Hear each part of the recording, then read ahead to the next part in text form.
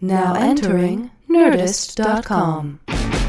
Jackie Cation, Laurie Kilmartin. Jackie Cation, Laurie Kilmartin.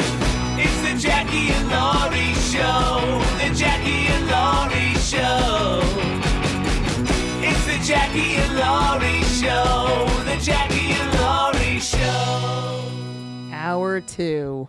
And we're already out of topics. I know it. I have. Oh, I was hoping that our comic of the week would email me, and she has not. It's going to be a woman, you guys.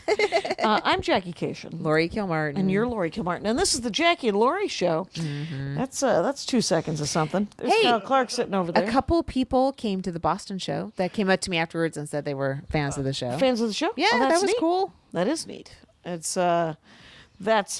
so I'm sitting around and with Maria and Scott, her husband, and Scott he's been dabbling in stand up. You know, he likes to do open mics, and he's a fine artist, right? He's a painter and stuff. So, but he's also been taking a lot of improv classes, and he was talking about taking this improv class where the teacher was just out of their mind. Just kept saying how they had to undo everything they might have learned if they had ever been anywhere else. And then they were like, tell a story then just everyone has to tell a little bit about yours. Oh, I know. There was a question. Is it a famed school? It's not. It's a one-off. Oh. Like I think the teacher was saying something like, if you were at Iowa West, or if you were at UCB, or if you were at the Groundlings, we're going to have to start over. Because that's not how I do it. And you're like, are you starting a cult, sir and or madam?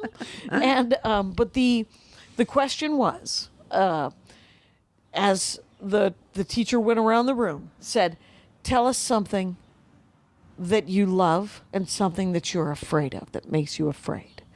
And so Scott said something like, well, I'm afraid to speak publicly, so that's why I'm taking this class.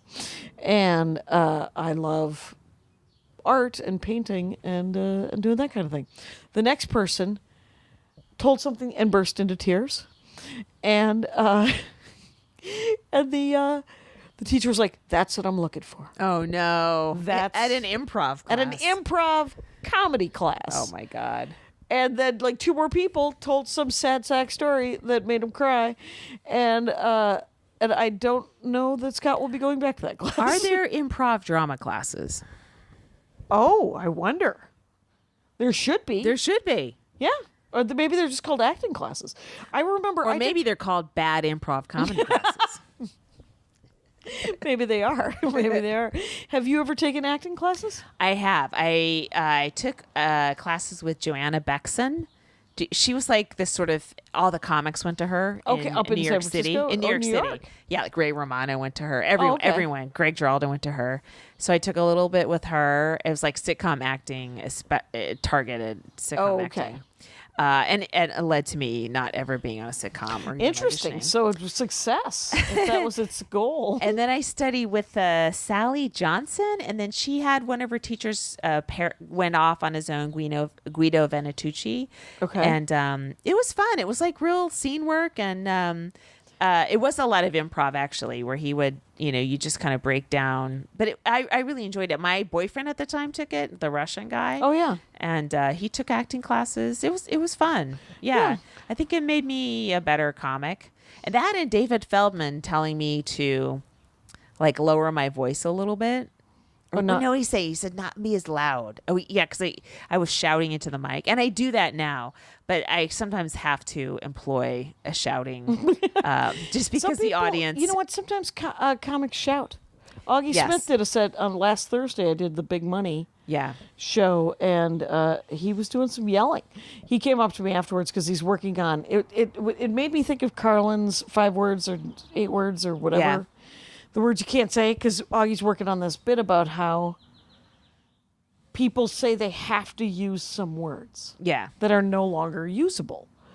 And so he's like, I want to do a bit about words that I've never used in stand-up, but I've met comics who say, if I don't say this word in the joke, it doesn't work. Oh. Sort of like there are some jokes where if you don't swear, they don't hit as hard. Yeah, right. But he's talking about like racism and sexism, and he's talking about like gays and like old medical terms that are being phased out. Right. And so cryptically like talking around. Should I write down? retarded? Yeah, that's the word I'm talking about. Yes, which is a real word, and it's still used. I know, medically. and it was supposed to be. I heard I don't know if I heard this on NPR, but it was a softer version of moron. I think where like it literally has just been. they keep trying to like change. Just use this Developmentally word instead. disabled. This isn't as bad, Right, this and then isn't- that word becomes bad. And then that, because literally people will jokingly say to their children, husbands, and wives, "What are you, developmentally disabled?" And then we won't be able to use that anymore. Right. Though one of my favorite things is my friend Joe said that he walked by these two little kids who were playing basketball, and they could not have been more than 7 or 8 years old, and they're shooting baskets, and one of them whiffs, and the other kid says, one kid says to the other kid, "How long you been on crack? Give me the ball." And so, I mean, there's just if it was moron, if it was retarded, if it's developmentally disabled, if it's whatever. Okay. Yeah. It's he was trying to figure out if he could say the word that we're not supposed to say anymore to do the I joke. used to say retarded as a punchline for something, and now I say idiot. Right. And it works almost as well. Sometimes I have to say the word fuck, and I think to myself, I don't have to say the word fuck. Write a better. True, but I do think when you're like I will add fuck to clean jokes in a club. Just I don't know. Sometimes not all the time. Not all the time, but sometimes I'm talking to people that are drinking. You know, right? You got to wake them up. Yeah. Yes. Wake up! I just swore, you guys. Anything? Yeah. Yeah. Although I was thinking, like I was working on this bit for a while, and then I tried to start writing it again. That uses the word pussy, which I don't like using. The word when pussy. I'm describing my own vagina. Right. And I know there's like, I feel like that's like an age thing. Cause people the female comics are like 35 and under just use it all the time, and it's no big deal. But I don't know, maybe that's just the way I was raised, or the tantric sex joke. Marie was like, because the last line is something like of my tantric sex joke is, he was drowning in the sweet cauldron of my love. Yes, which is a romance novel, allusion to a romance novel, sometimes too subtle. Yes. And Marie was like, just change it to pussy, and it'll work better. And I've tried it, and I have a hard time saying it. Yeah, it's weird. Yeah, and and sometimes it feels gratuitous. It also feels like, and this is sort of bumping into what I was going to try to talk about, but it feels like a man's description of a woman's vagina, and now, so it's almost like taking, adopting your slave name as your real name. Like that's your idea to call it a pussy. That was never my idea, right. know. But now women are so comfortable doing it, and I mean, a lot of the female hours I've watched on Netflix. Yeah. Not all of them, but there's a lot of like really filthy, funny, but really filthy. Like it seems like unless it's like we're going to talk about our parts like 10 guys have minutes done for the that. last 70 years. No, but it's not a feminist thing. It's almost, I mean, who knows what it is, but it's not feminist. It's just but now it's, available. It's like, oh, they like that in a female comic. Like, give us is that what it feels give like? us 10 minutes of pussy talk, and then you can do the other 50. You do what you want.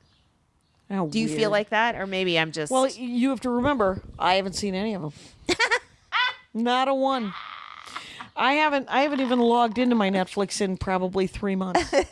Really? Yeah. I've just I still get discs. I think I just got Secondhand Lions in the mail. Remember Secondhand Lions? Anyway. No, Lion the movie. It's called Secondhand Lions. No, what's that? It's supposed to be a movie about lions, I assume. I don't know. I haven't seen it yet. Oh, there's a movie called Lion that was nominated for an Oscar last year. Oh, I wouldn't Why? see So something that had good. been nominated for an Oscar. It I don't was have it's time on for... JetBlue, man. Is it? Yeah. Oh, that's maybe cool. not anymore, but it was. It's yeah, no, I think Netflix might be picking stuff because they like, I mean, whoever's picking comedy might be might just like a little bit of dirty comedy, you know? Mm-hmm. But when you think about it, Brian Regan got 4 1 hours. Yeah, that but he got to do what is whatever he Brian wants. Regan that we aren't? Brian Regan is, he might be a national treasure of a white Yes. dude comic. He's a male. Right. But he's... But I'm saying, do you have to have a filthy chunk? Does a female comic have to have a filthy chunk to get like a Netflix half hour where they're graphically talking about?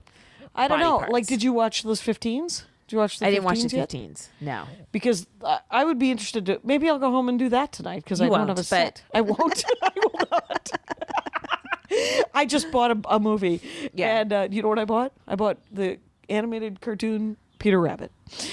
So All right. that's what I'll be if I'm watching anything. I'm either that or I'm going to finish Star Wars Rebels. You don't know what I'm going to watch. But it's probably not going to be the Netflix 15s, even though I love Kate Willett. Yeah. And and Aparna and Aparna a bunch of and other people did them. Yeah, a bunch of.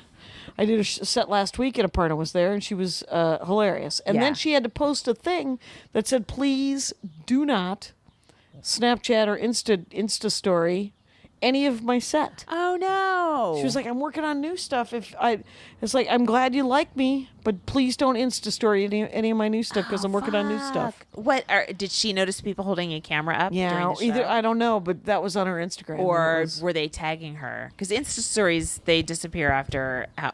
Oh, it's just a day. Is it just a day? Is it like Snapchat? I don't know. I thought they went away. Insta stories? I thought they did. It sounds like it. They're called Insta. Mm-hmm. But it's but she was really. I mean, a lot of new stuff. Yeah. I've been pretty lucky the last couple of weeks getting to see a lot of comics that I like. Yeah. Just doing sets. Deborah DiGiovanni last week. Oh, really? And, yeah. That I got to see Steve Young at Big Money. He was really funny, and Augie was great. And I went to brunch last week. oh, that's right, you went to Comedy Lunch. Yeah, I had a day off. And Comedy Lunch was fun, right? Yeah, that and it was was fun. lightly attended, which is Yes, kind it of was. Yeah. which is kind of great because you get to actually talk to everybody then. Mm-hmm. Do my feet smell? Is that okay that they're at there? That's fine. Okay. I cannot smell your I feet. stuck them in the pool. It's to try to get them to not smell. Yeah. Interesting. I thought your feet were hot. So I was going to tell you that I took this acting class one time. It was a 12-week boot camp is what they called it because everything was called boot camp like 5 years ago. Right. And so it was a 12-week, but it was 9 a.m. to 1 p.m. 5 days a week for 12 weeks. Oh my God, that's awful. It was awesome. Oh, it was awesome? great. Oh, I said because awful. because every other acting class I had ever taken was once a week. Yeah. For 3 hours. Right. And it's hard to really get to know the other people you're acting with. But if you spend a month and a half, because I took two sessions, so they changed up in the middle of it. And but the weirdest class that I took that was kind of like that weird improv class. Yeah. I had an acting teacher. He said, "Okay, today we're going to spend 45 minutes. We're just going to go on stage and you're going to pretend to be 5 years old." And so genuinely, we crawled around the stage and talked like babies for 45 minutes. And afterwards, it's the only time he ever complimented me.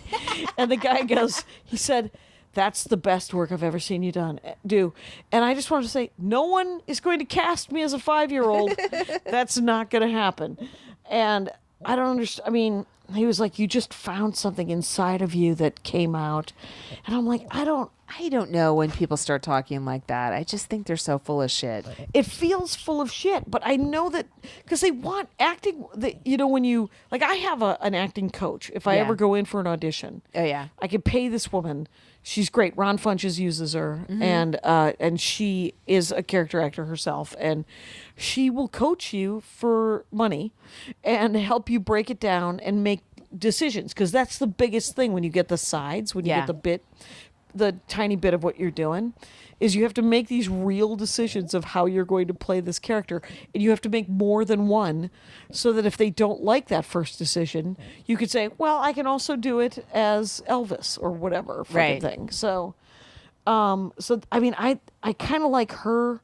I liked the 12-week thing because the other thing that you did, I got stand-up out of this thing because one of the classes was this business class, which is everybody else wrote what they would cast you as. And it was essentially a typecasting class. Oh, that's like reading a burn book at a slumber party. What's that? Oh, it's that when people would write something about you in a slumber party, and Okay. you would have to read it. People wrote it anonymously. Your friends wrote it anonymously. Oh, and it was right. It was always something awful. It was always like, why are your eyebrows uneven or some fucking Yeah, thing? stuff like that. Yeah, Yeah, because yeah, you're yeah. 12. Yeah. Okay. Yeah, that sounds like...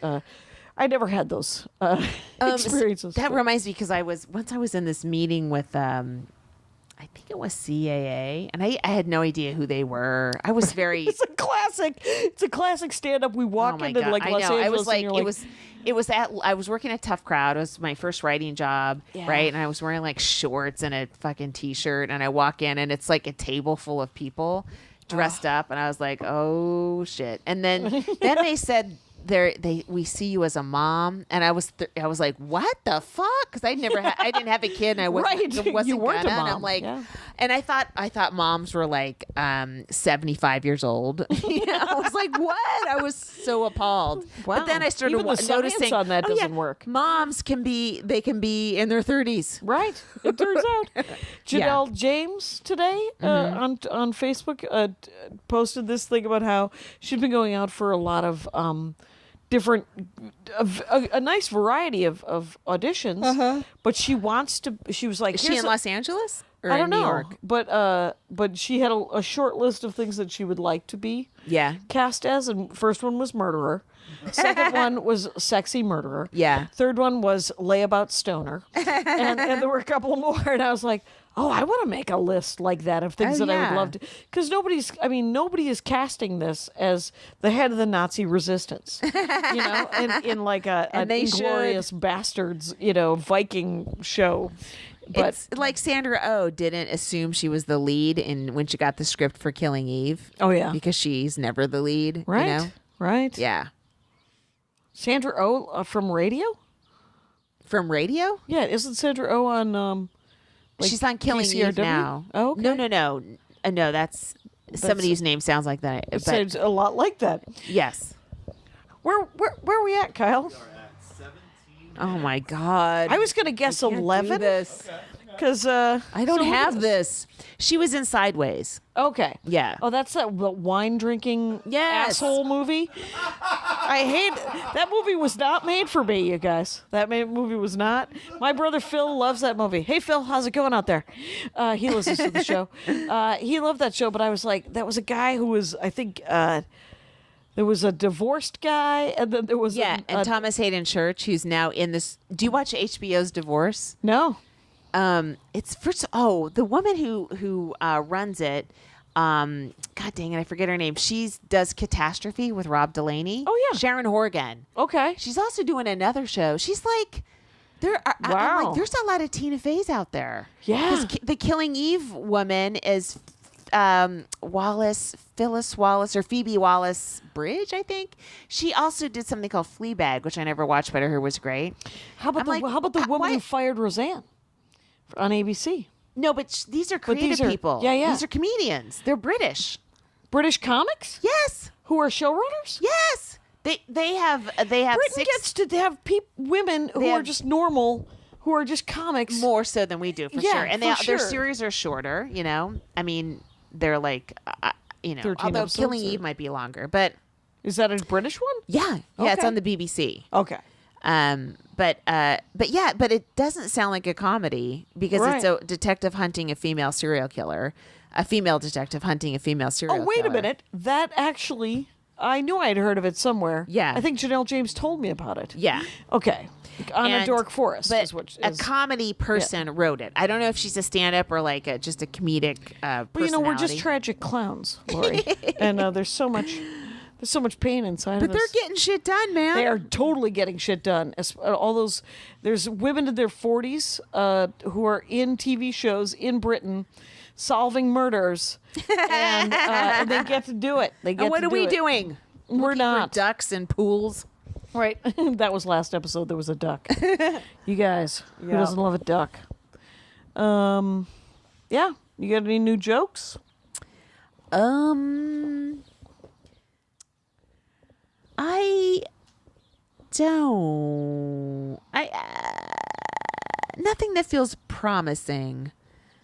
I'm talking about I was just tweaking last week in Boston. That's mostly it. Yeah. Like I took my consent joke and I split it into 2 jokes, and it seems to be working better to me. But it's still not. Now it's like, oh, now I got to repair that one. Now, since you changed it, now you have to sort of rebuild the foundation around it. Yeah. Mm-hmm. I'm desperately trying to get this flirting bit, which can't even be called flirting. Yeah. It's so long. And then Maria was like, well, are you doing the Delta Sky Club story as a bit? And I was like, I'm not. And I need material. And I mean, as of now, it's just a fun story. Yeah, so right. I could work it and punch it up somehow. I wonder, like, I wrote a ton of jokes in Shitty Mom parenting jokes that I was like, oh, that's a book, so I can't do it. Oh, but no, that's a gold mine. I know. I should look through it and see if I could repurpose anything, Yeah. So I got the contract to write 2 chapters and an outline for a romance novel. Yay! Where I will get some money in 30 days. Yeah. And then some more money 30 days later. And then we will renegotiate if they want me to write the whole thing. And it is... Is the idea to serialize it so you do one a week or something, or... I don't think so. I think it's just a whole book, but not a long book. Well, the New York Times did an article on Audible's originals. Like, some writers are only writing books for Audible right now. It's for Audible, by the way. Yeah. I don't think I've announced that. But, so you're part of a new trend. I'm part of... Well... Haven't I always been? No, I have not. But yeah, it was fascinating. I bought I read this book. It was called Dangerous Books for Girls. Yeah, I think that's what it's called. And then I just bought this. They're nonfiction books about romance novels. This is called, and the Smart Bitches Guide to Romance Novels. The Smart Bitches Trashy Novels is the website. Yeah. And their website is actually really funny. I don't know if either of these women do stand-up. Oh, yeah. But they should. But they essentially, they're across the country from each other. One of them lives in Jersey. The other one lives in Oregon. Oh, yeah. Portland. And they do this website, Smart Bitches Trashy Novels. And that book, Beyond Heaving Bosoms. Yeah. I've read the first, 20 pages, and I've laughed out loud. Oh my God. I want to read it when you're done. Okay, yeah. It's really funny. Cool. And it's and they sort of break down, and it's almost exactly what Audible wants, which is a loving send up. They're like, these are dumb things. Yeah. These are tropes, and they are in romance novels. But as they say in the beginning, they're like, they're also in the Odyssey. Yeah, so, right. It's not like they haven't been in everything forever. And then they break down like how the romance novel has changed over the last, they start in 1972 with like Soothing the Savage Beast or whatever the fuck the name of that first. But there were these books that were written earlier than that. They were Christian romance novels that I read. Written by Barbara Cartland. They're horrible. They're just, all they are is... God, I remember reading articles about her in People magazine. She's always wearing like too many dowagers Empress clothing. Yeah. Like way too many clothes. Yeah, like You're right like, before the Tsar got shot. That's what his wife wore. Yeah. Right. You're like, do you think you live in the late 1700s? Because you're bumming me out. And she was bumming me out for every book, but I was like, I didn't know anything about anything, so I was like, well, maybe there'll be something. And there never was. It was always like, she was kind of religious, and it was always, they were always very stern. Yeah. And then I discovered Georgette Heyer, who was much lighter, but also didn't have any sex. And then I found sort of the rapey ones, the rapey harlequins, with all these very stern, modern gentlemen who are... they're raping you for their own good. It's going to be fine. You wanted it, didn't you? No. Well, how about now? I don't know. I'm lost right now. So did you like that?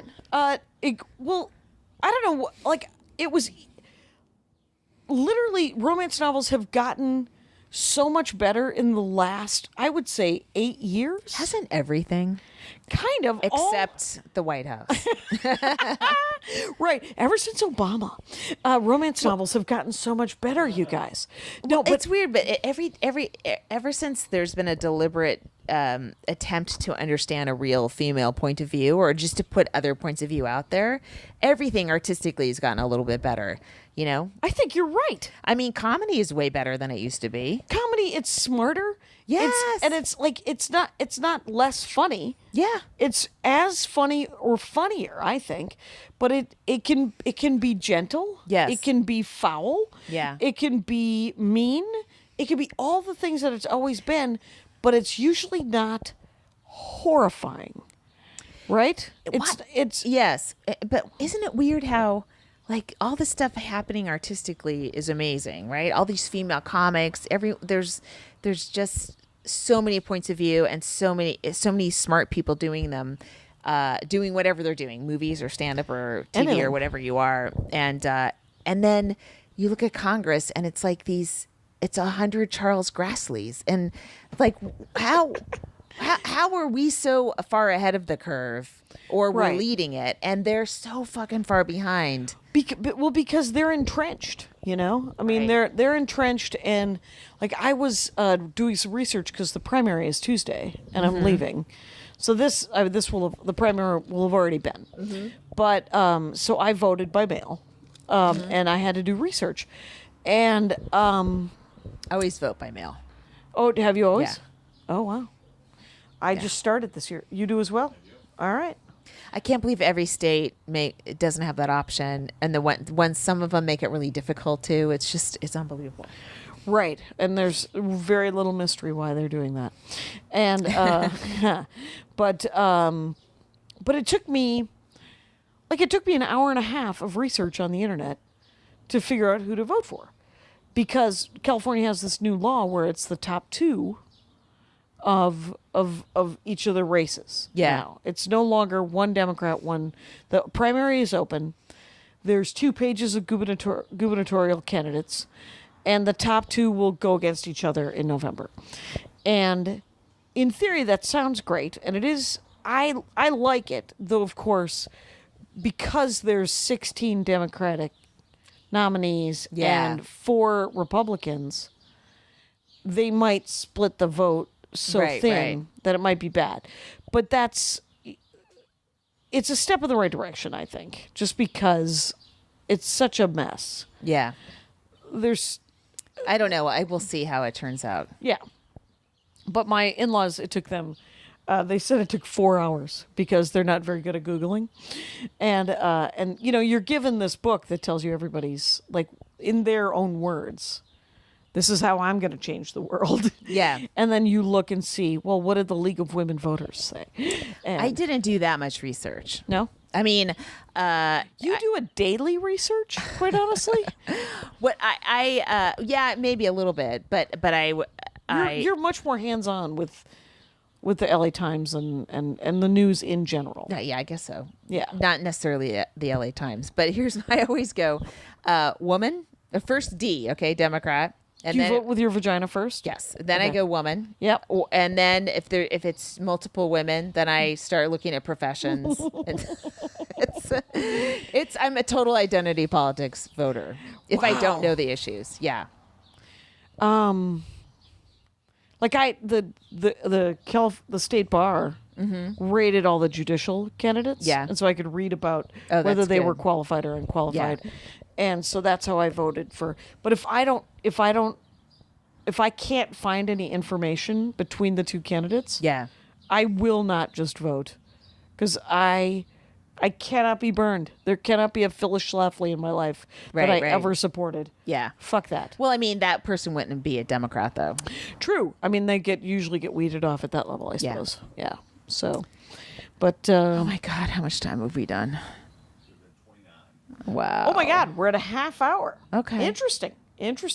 We could do the comic of the week. She has not texted me how to freaking pronounce her last Crystal name. Rich. It's got to be Rich.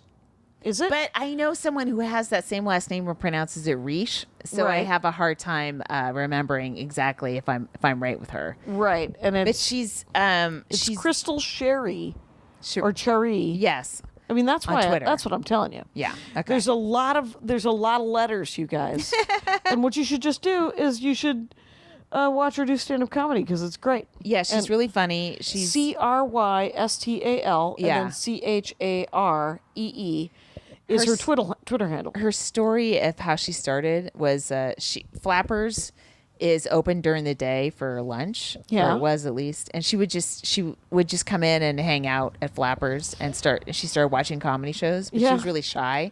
And then She I don't is know. really shy. After a while she's like, I bet I could do that. Right. Which is such a female way to start stand up. you watch a bunch of turds and you're like, That's wait, exactly what I I'm did. better than that. And I saw for Sam God's sakes. Kinison, and I was like, well, this can't be that hard. He was coked up and drunk at the same time, and I was like, that can't be that hard. And That so 3 voice, weeks though, later, that voice, ow, ow, ow! You can't beat that. well, that That- Ethiopian joke is outstanding. The what? The joke about Ethiopia. He's like, You know what though? That's all. Bobcat almost had almost the same joke at the same exact time, Really? and accused Kinnison of stealing it. oh, really? Yeah, That's a drag. I don't know. Right. Well, it's also something. It was so in the news at the time. I could see it. Both of them writing it. You know. I could see both of them writing it too. Yeah. And it was, but it was a lot different than all of his other stuff. Kinnison. Yeah. Like Kinnison's long set. Yeah, but why would he?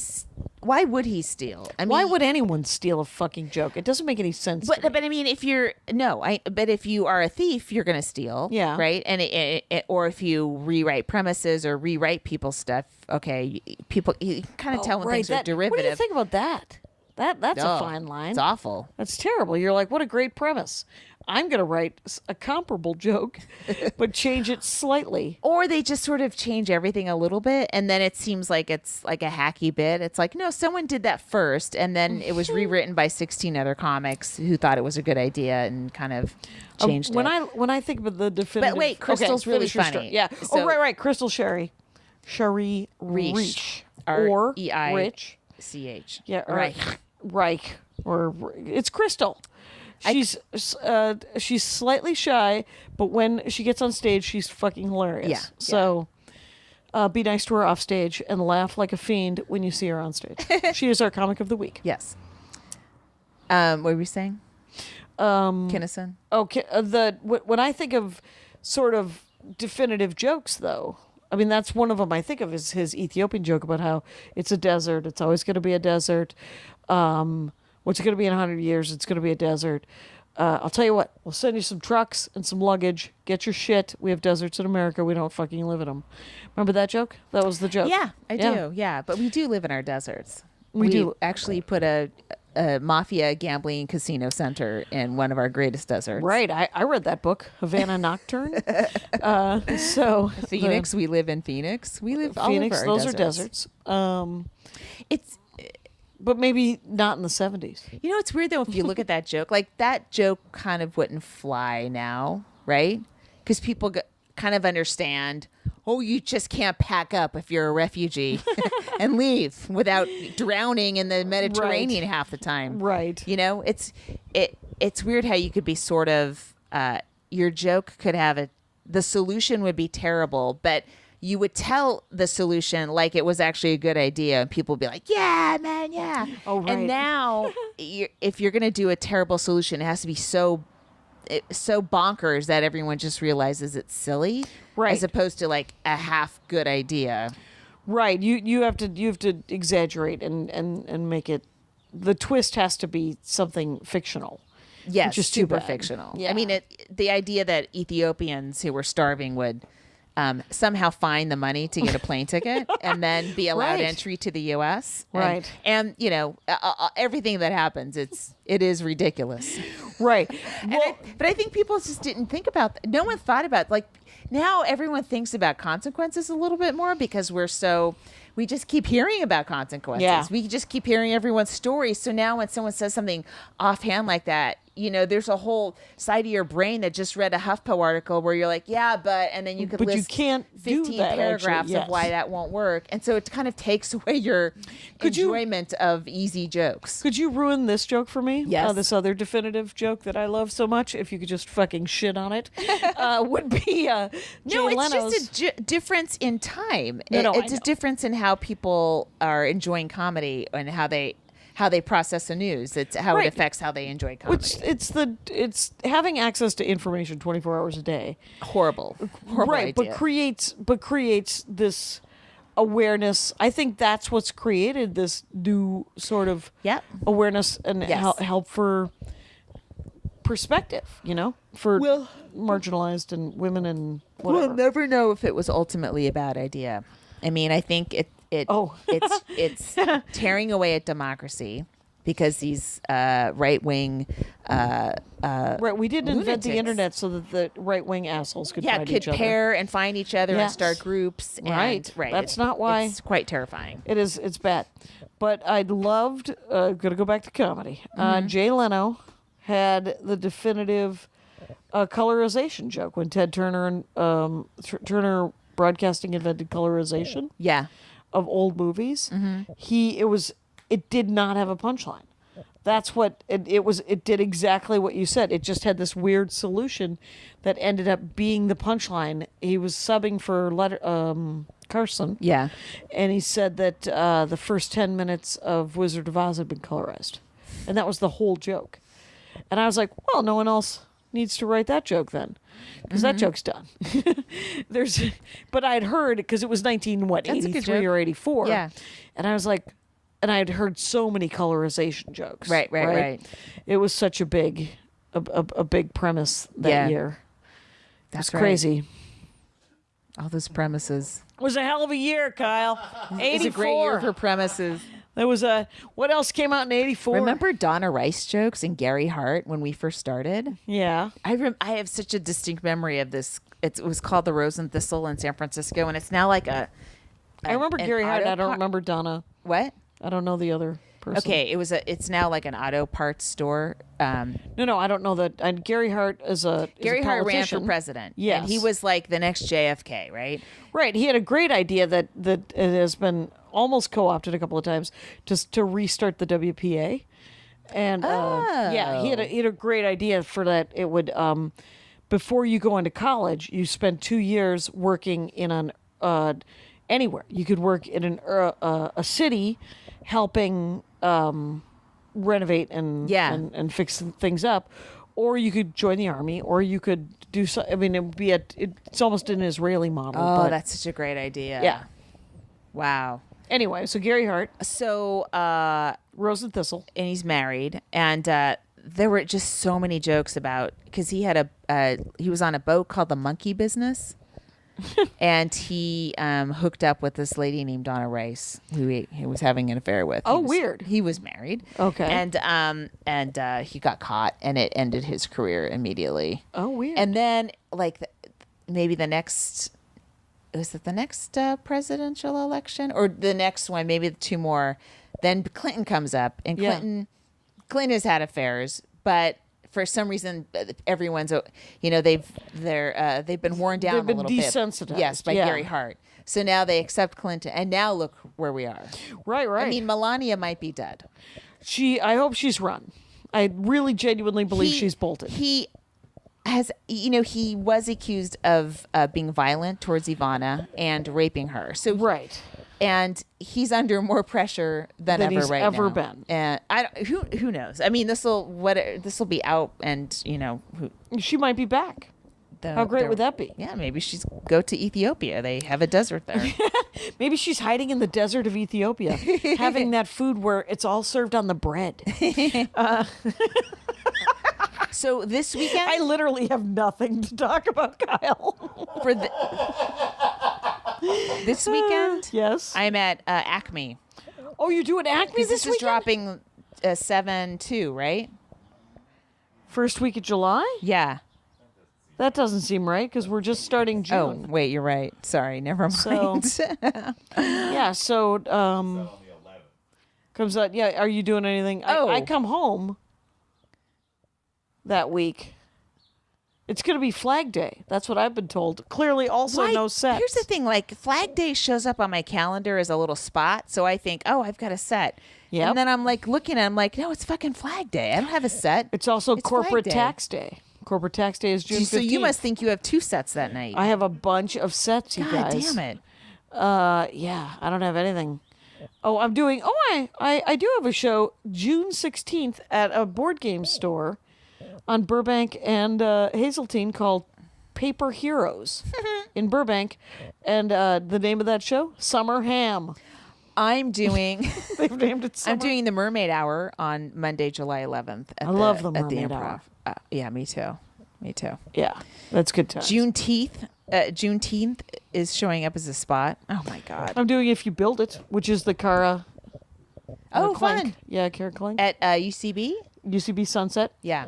Weren't we gonna talk about a good show that we liked? Yes, we did Little Joy. We both did Little Joy for Sam Varela. Oh, we should have and mentioned it Bucky on the Sinister. last podcast because we just did it. Yeah, we just did it, but we're going to mention it this time. We'll mention it's it this ongoing. time. Yes, and it was Which fun. it is really good.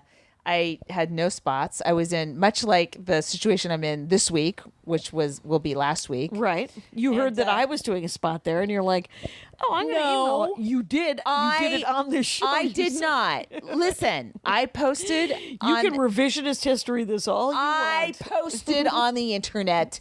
Does I anyone said- have spots? Yes, I said, "Is there anything happening tonight?" And then You got Little paid? Joy was mentioned. I was contacted by Sam about Little Joy, and I did Barney's Beanery, and It was a big Dodgers game night. I had a what bad I heard. incident. What I had to get happened? walked to my car. oh no, Yeah, because so I'm sitting next to Bucky Sinister, yes, a very funny comic from San Francisco. Yeah. He I and haven't I. seen him in a long time. Is he live down here? Yeah, he's living down here. Oh, And he helps run Little Joy, to my okay. knowledge. So we're sitting there, and in walks a Dodgers fan. Yeah. Giant, blonde, long-haired, blonde dude. Half in the bag, fully in the bag. Yeah. Trash. Looking for an outlet so you could plug in. It turns out his Android. He let us in on it. And he starts talking to Bucky, and Bucky had made an announcement out in the bar. Yeah. Hey, comedy's going to start in 10 minutes. And this guy comes in, and he says to Bucky, that announcement was great. That announcement was great. This is how he talked 3 times. He said everything 3 times. That announcement was great. That's why I came in. That's why I came in. That's why I came in. Fist bump me, man. Fist bump me. Fist bump me. And so Bucky does not. And then I tap him on the shoulder. I said, the man would like you to fist bump him, Bucky. And so he does. So the show starts. so you helped this guy. You validated his rudeness. Yeah, it's already my now he fault. thinks- I'm not saying it isn't because It's a good I idea. was trying to be nice and it backfired again for the first time. I don't know. It was not cool because we're sitting there and he's talking to everybody and he wants his outlet isn't working for some reason. Anyway, the show starts. The MC goes up. She's great. Oh, Megan Kester. Meg Kester, yeah. And she's hilarious. Is hilarious. Yeah. And he's riffing, like whisper riffing to us on all of her premises. Yeah. It's very irritating. Yes. And because that room is the size of a postage stamp. It's small, and Yeah. but they fit a lot of people in it. There's Yeah, it always was standing packed. room only. It was always packed. Yes. Little Joy. And then somebody else goes up. He's still talking. I go up. I do my set. Perfectly good set. I'm pleased with the jokes that I ran. I get off stage. He stands right in front of me, and I'm against that back wall. Yeah. And he starts going, "You were great. You were great. You were great. What's your name? What's your name? What's your name?" So I tell him, and he's like, "What is it? What is it? What is it?" And I was like, I tell him. He's like, what is it? What is it? And I said, "It's cation, like vacation." He goes, "Is it spelled like that?" And I said, Yeah. Have a seat. I'm trying to watch the show because I just want him to get away, right?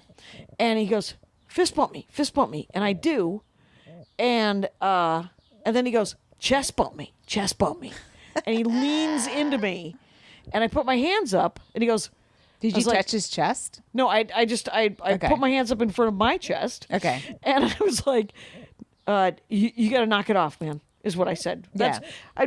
I didn't want to use any bad language, clearly, because I said, you're going to have to knock it off, man. Isn't it weird how you're not the person you are on stage, off stage? Isn't that I have a weird? story just after this. And okay, so he starts going, whoa, well, why are your hands up? I'm not doing anything. I'm not doing anything. I said, just knock it off. And then so I grab my bag, and Bucky leans in and says, seriously, knock it off.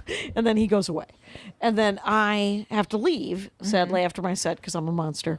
And so I leave, and he's standing there, and he starts walking towards me. So I walk right up to Alex Edelman. I'm like, you're walking me to my car. And he goes, okay. I said, I will give you a ride back down here. And so he walked me back, and it was fine. You escaped. But, yeah, I escaped. I was in an elevator at the Westin in Boston, and trapped in the elevator, and I had my kid, on every step. And so this guy's, are you here for a conference? And I said, no. And I go, you? No. So he's here for some bike thing. Yeah. And I go, I'm a comedian. I'm at Laugh Boston. It's a comedy club here. And so I forget how there was some kind of pause, and he goes, are you a late bloomer? Oh my God! Like I was old, and I should have been famous by now, but obviously I'm not, so I must have just started doing stand up or something. What? Yeah, and I was like, no. I go, what? I don't even know how to. The doors opened, and my kid is limping, and I didn't care, but I was. Then that bothered me for the rest of the weekend. Right, because that will haunt you. You're like, what did he mean? Did he mean because you were doing a? Well, by the way, our favorite kind of club, where the club and the hotel are in the same room, same complex. Yes, yeah. You can go to your room in between shows. Oh, That's a delight. Right. But when you're trapped in the elevator with audience members. Exactly. Well, but that wasn't the case. He wasn't. He was just an idiot. Yeah. And wow. But I haven't had that feeling, that experience in a while, where you can tell they immediately think you're just making up your life. Like that, oh, you're not a comic. You said you're a comic, but there's no way you are. Because I only think Chris Rock is a comic, or whoever. You know what I mean? They have one name where you're automatically maybe it's dismissed. Amy Schumer or Michelle Wolf. Right. Maybe there was a whole. Maybe there was a. But it's like that used to happen to me all the time when I first started. Mm-hmm. Maybe because I was young too. But I guess now I feel like I people can tell I'm a comic, maybe. The way I walk into a club, I don't walk in like all doe-eyed. I'm like, oh, you fuckers, I got to entertain you guys. But I mean, it was just weird to be dismissed, and I hadn't been dismissed summarily like that. Right. It'd been a while since you'd been dismissed summarily. Well, yes. Welcome back. It's a little while since some guy wanted to lean into my tits. And I was not. Welcome back, Jackie. Thanks so much. I got a text from Brian Regan. Oh my God. Don't worry about it, he said, for not coming to my birthday party last night at 11 p.m. on Sunset Boulevard. Last show, you got a text from Ann Arbor, got work, and this text, you were forgiven by one of the greatest comics who's ever lived. Exactly. Things are going well, you guys. Why am I not happy during this podcast? Why am I not happy? When will I be satisfied? When will it all come together? I did meet. It was nice. It's always not like last time we talked about Clusterfest. Yeah, and it felt too big because it did. You know, the best thing about comedy festivals is when they're small. Yeah, and you get to hang out with comics. Yeah, mm-hmm. And there was some of that. There was just, but I mean, literally, it was just nice to see Mike Lawrence. And Mike Lawrence is an amazing writer. Yeah, he's super funny. He's just the guy's a monster of just prolific. Yeah. He did do a joke that sent me into a tiny rage spiral. Doesn't make me love him less, but it was something about how he wasn't excited to vote for Hillary. Yeah. It was sort of like, I think the analogy was like when Steve Harvey has two white families on. Yeah. And that's funny, right? That's very funny. That Mike Lawrence, I'm sure he's written 4 new jokes since he told that one. Yeah, yeah. So I don't feel bad telling you that joke. But but I was so angry. I wanted to go back because I was emceeing. And you know, when you MC, you get rebuttal time. Yes. I almost went out and said, you know, I was excited to have a woman to finally vote for that was overqualified. But I didn't say it because I was like, I was on duty. I was on MC closed duty. on it, maybe? Yeah. Did he close on it? No, it was in the middle. Oh, yeah. It was in the beginning of the middle. Then that shows that you're just petty. Yes. You've been pacing back there. Right. When's he going to finish? I've got shit to say. Look, he had to wait 2 weeks to find out I was petty. Good for you, Mike Lawrence. I think he knows. We all know. I want to get him on the Dork Forest to talk about, because the guy's also encyclopedic, like he was wearing a Sandman t-shirt, but not, and this is not going to make any sense to except like 3 people, Kyle being one of them, thank God. It was the Marvel Sandman, not the Neil Gaiman Sandman. So the Marvel Sandman is just a guy who turns into sand, and then the Neil Gaiman Sandman is Dream. Anyway, it's a great story. It's true. I'm so tired. I want to go home. Technically, you are I am home. home. You are home. But I want to go away from you. You guys missed Kyle pushing his glasses up, going, actually, there are 2 Sandmen in the DC universe. Where are we at, by the way? 5. All right. Oh. We got 10 more minutes. We Right? have 10 more minutes in us, don't you think? What? Yes. Will you write this book for me, and then just give it to me, and then I'll punch it up and try to make it my own? Because what you can do is because you don't have a horse in this race. You could just be super mean, make fun of romance novels, Sure. and then I could tone it down and then put a heart into it, and it would Why be don't we write an advice book for white women before the 2020 election? Before that book would be. It would be divisive, right? And it would anger people, and some people would like it, and some people would hate it. And it would sell like hotcakes. And Yes. the first chapter Maybe. could be called "Did you know that you were white?" Which is a new bit. It wouldn't be a scholastic, sort of. A university-informed takedown of the patriarchy or white history. It'd be like, "Hey, asshole, you have this, and you didn't deserve it. Okay, you were given shit for free, right? And so stop acting like you earned it." Oh, to but it would be women? better than that. Sorry. Well, no, I don't mind that. Quite It's exhausted. essentially, we were but born. tonally, it would be like that. It would be like that, and it would be something we would feckless cunt it all the way from head to toe, And just it to would be- trigger conservatives left and right. And it'd be a great thing to read on the toilet. How to be a middle-aged white woman. How to be a middle-aged white woman. Yeah, and not a monster. Mm-hmm. How to not monster out. Because white women really fucked everybody over at this election, because 53% of white women voted for Trump. I know.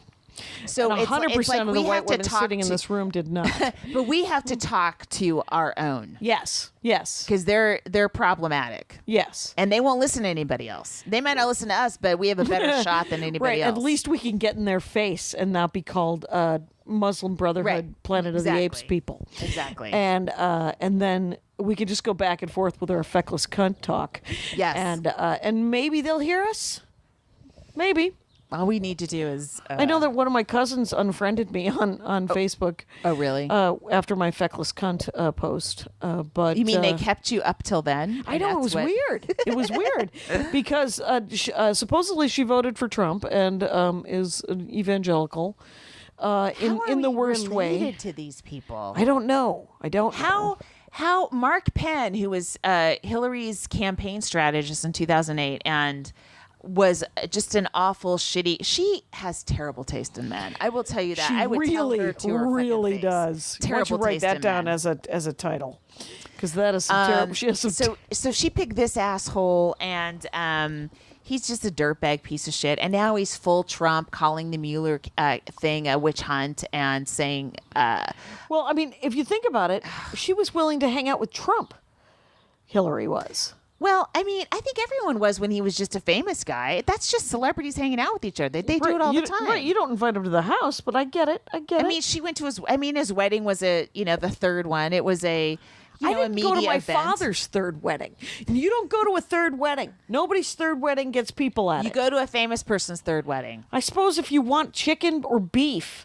Well, I mean, literally, What? was there going to be a seafood tower? Is it if stovetop it's a celebrity, stuffing? you go. I don't go. I don't go to sunset That's why at you're 11 not. p.m. That's why you aren't It's- a presidential candidate. And it's also why my this is the other thing at Clusterfest in San Francisco. As I left the party, Yeah. I I said to Amy Miller, "Tell everyone I stayed till 4 a.m." and she was like, "I'll pass it on." And so Did Amy leave right after you? probably Her credibility shot. she drove from here. Oh, yeah. Same day. I don't know if she was driving home that night. I used to do those a lot. I can't do them anymore. The 6-hour drive, there and back, and then a show. and then shows. Yeah. multiple shows. yeah, that's a That's a is young that a woman's hunger game. or is that a That's a or is young that a woman's saving money so you don't have a chance to deliberate? Like you're like I Well, can't afford. We're both too rich at this point to have to do it. Right. So Yes. I don't know what I would do. Like if I didn't have the money and that was the gig, Right. I might do it. Yeah. I guess we might out find in my out. 60s. We're gonna find out. We know we'll find out. Let's enjoy Right. it while we have it because we're not gonna have it much longer. Exactly. You got to sit on it while you got it. And so I donated. That I realized. was awesome. Yeah, I realized I hadn't mentioned that I donated it. That is so cool. So how much total have you donated? Well, it was I made back. Okay, so the meat shield, my stand-up shirt about being a white lady meat shield. Yeah. There's a T-shirt. There's a pin. All of the profits from that will go to different charities, and because white people are continue to be a disaster, and so if you buy a white lady meat. If you buy a Meat Shield T-shirt, which is for both men and women, by the way, it isn't just for white ladies, even though it has sort of a June Cleaver image on it. Yeah. Art by Jenny Fine. Now, after I finally ended up paying it off, like the cost of it, because they're union made T-shirts, and it's a 3-color, and so I paid off the cost of it and a prudent reserve so I could reorder. Wow, you're and like the Jerry Brown of comics. Well, yeah, you gotta have We a have prudent reserve. there's a huge surplus in California. Is there? Yeah. Because of Jerry Brown, but Yes, he can't yeah, run yeah. again. Yeah. But so I donated $1,000 to Black Lives Matter in Sacramento. That's amazing. And it was back in April, right after the horrible things happened in Right, Sacramento. the guy was shot in his backyard. And and it was so I donated $1,000 and then $33 and change. That was the processing fee. So, you yeah. sold a lot of that stuff. Right at $20 a pop. Wow, that's great. Yeah, and the next 1,000 will go to ACLU Iowa, because the Iowa ACLU is going to sue the government of the state government because they want to define the woman carrying the fetus doesn't have any rights. Right. Only the pile of goo inside of her has rights, and How the fuck is this happening still? I don't know. And there's 8 billion people on the planet, so it's not like we're going to run out of people at any time. So how about the person who's alive standing in front of you has more rights than the fetus? How about that? It's a serious decision in abortion. I don't understand it. Yeah. How much time, Kyle? Oh, we're doing 3 minutes. That's not bad at all. It's not bad. So I want to write other jokes, though. So do I. I only have political stuff coming out of my head. Right. But I do the Viking portrait thing, and I got the empath. The empath joke is working pretty good, actually. That's good. It's actually, and it's, I keep forgetting to do one punchline, but I've top loaded all the punchlines into the beginning of it, which is fine, because if I can top load all of the punchlines in the beginning of the empath joke, that's the joke. Yeah. You could end it then. Yeah. You don't have to keep talking. Yeah. Why don't you wrap it up? All right, we're close enough, right? Close enough All for right. government work. Hey. Oh wait. Did you stop? Oh, I wanted to ask if people read Dead People Suck and you liked it, could you leave a review on Amazon? I would really appreciate it. I did. That helps. And I didn't even. I Aw, know. what? Thank you. No, I read it because it was. helps move merch. It was really funny. It was Thank you. genuinely. And then I bought 4 copies of it Oh my on God. Amazon, and I sent them to people who had recently bereaved parents. Which, guess what? Too soon. A couple of them too soon. What happened? One of my friends is in San Francisco, and her mom died. Yeah. And I was like, oh, she's gonna love this. And then no. her wife's mom died, and I was like, oh shit. I wasn't sending it because of your wife. I was sending it because of you from 2 years ago. Yeah. And so whatever. She got mad at you? No. Nobody gets mad at me. Yeah. What are you gonna? I'm leaving. Okay. Bye. Now leaving Nerdist.com.